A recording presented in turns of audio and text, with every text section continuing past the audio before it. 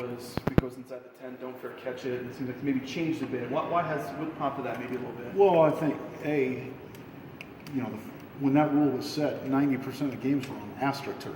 We don't even have that anymore. So that obviously had something to do with it. But also just punters are good at killing the ball in front of everybody, and they're hanging it up higher, so guys are standing there. But most of those guys are using the Aussie punt now, and I think kicks and it bounces back or sideways. So it's really a choice of at the 3 or 4 yard line. If you let it go, you're going to get it at the 3 or the 1 most of the time, or you can catch it at the 5.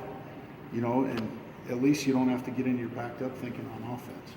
So yeah, obviously, because you're saying you can let it go, it's not always going to just bounce out of the back of the end zone. No, when we did a study a while ago, it's like 75 or 80% don't go into the end zone. So you're really losing yards there, and we'd rather have the ball at the 6, 7, 8, any day over the 2. I mean that changes our offense. So we're good there. And I think if you watch just football in general, I know a lot of commentators still follow that rule because somebody told them that when they were however many years ago. But, just watch football. I mean, how many NFL guys do you ever see let the ball go inside between the 5 and the 10 anymore? I think that's about none. So we always hope we see teams that do, because we know we got a pretty good chance to down it way inside the 5 and really put our defense in a good spot. With you put Sed in there, you returned punts last week. I mean, do you want to continue that? Do you put Killian back in there? And I know he's had a couple of tough ones in there. Yeah.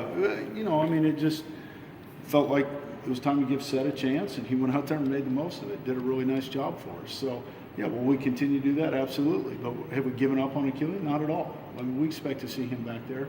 Certainly at some point. Could be the first one this week. Could be, later. Shoot, who knows? With AK, I mean, punt returning is one of those things that maybe is a little undervalued, I guess. Maybe it looks a little easier than it is. It seems like maybe at times it was just in his head a little bit, whether to run up and catch a ball or to let it bounce, or kind of what to do there. Yeah, absolutely. I mean, you got to be a great decision maker first and foremost, because you got to decide, hey, can I go get that thing, or do I need to get my teammates away? Is it returnable? Do I need to fair catch it? All those things. So you got to be a great decision maker, and then you got to have courage and confidence. And I think Killian's courage is unquestioned, but I mean, that was a big hit. But right now we're trying to get his confidence back, and I expect him to get that back and be a big playmaker for us. We mentioned Sed. I mean, he immediately touches it and picks up 17. I mean, it was by far the longest punt return of the year. How nice was that to see? That was awesome. It was great. It was well blocked for him, and he did a great job of really attacking the return. And, you look at all the plays the guy makes all over the place, it's not overly surprising that he did that. I don't want to call that an easy touch or anything, but is that a way to potentially just get him another touch? Yeah, it's certainly a way to get him a touch. The hard thing is right now, it's just how many of them are really returnable. I mean, that's kind of what you're trying to figure out. If you get a guy that maybe he's only averaging 38 yards a punt or something, but you look and all his hang times are 4.5, 4.6, well, and that's, less than a 40-yard dash, and you got 2 seconds from snap to kick, and then 4.5 or 6 seconds. I mean, it doesn't take that long to get 40 yards, so you figure a guy's probably standing right there when he catches it. So that's a big factor in deciding, is it going to be a return opportunity or not. When that first Festival team's coming back, and obviously, a ton of those guys and stuff like that, do you remember any memories of seeing that game for the first time? Oh, yeah. I was watching the game. We had a big crew of guys that had been here at Colorado. We were all together watching the game, and we were cheering like crazy. And, I remember most of the game. It was awesome. How much does that one game maybe just change things here? Because you were a guy that was here before it, then you've been here after it. I mean, how much did that just change? Well, I think it just gave credibility to Boise State. Finish an undefeated season. It beat Oklahoma, which is obviously a traditional football powerhouse. Adrian Peterson, all that stuff. I think it just gave tremendous credibility to the program. And, hats off to all the guys that were a part of that. Kind of a funny question, but what did you think when Ian also dropped down at the end? After all that, Ian proposes. Well, I haven't been around Ian for a long time. And, thought, hey, good job. Yeah, that was obviously something that he had, at least thought about. It wasn't like it came out of left field. So, really just more excited for him than anything else.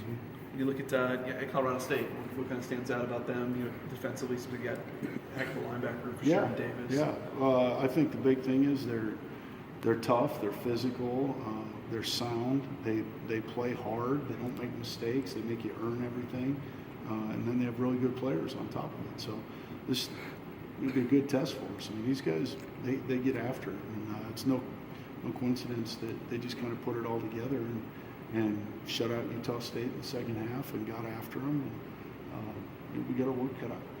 As your tight end group been doing, obviously getting Jake back in there seems like getting him acclimated. Looks like a little bit more and more kind of each week after that injury. How is kind of that group coming together for you? They're doing a good job. I've been really impressed with those guys. They're working hard and feel like they're improving daily and certainly week to week.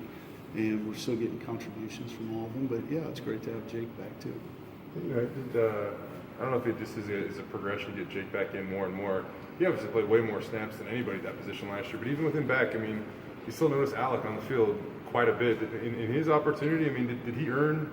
Yeah, definitely. Al's played well all season so far, and I expect him to continue to do that. He's done what we've asked of him, so yeah, he's definitely earned more snaps. Proving that he can be a pass catcher too. I mean, how much does he kind of bring to that position? Because he lines up at fullback. I mean, he obviously can block. So, I mean, how much can he really bring to that position now that? Well, we want all those guys to be able to do everything, and he just has had the most opportunities to do it so far. How's it been to have that guy back? It's awesome. Having Shu around here is, that's a great resource for our guys just to be able to talk to and learn from and talk about mentality, technique, all that kind of stuff has been great.